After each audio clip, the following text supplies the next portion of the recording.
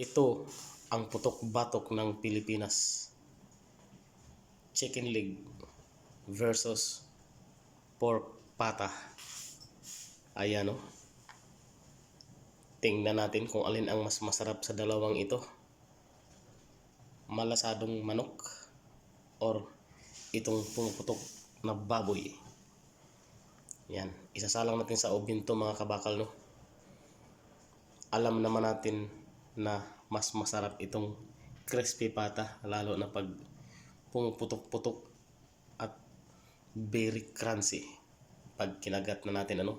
Pero hindi pa patalo itong ating malasadong manok. Ayan, flavors pa lang, oh. Ayan. So in 2 hours or in 1 hour, ayan, salang natin to, lulutuin natin to para magkaalaman na kung alin ang the best, pork pata or itong chicken leg. Ayan, ready na, oh. Sasarado ko na lang yung tilon ng ating oven para salangan natin.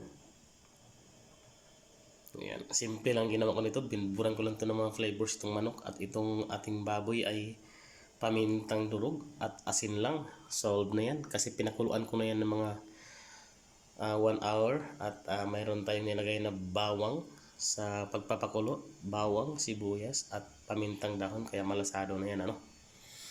Ito namang manok natin, yan, binudburan ko na yan ng malupit na pampalasa. So ayan mga kabakal, salang na natin to para magkaalaman na. Let's go!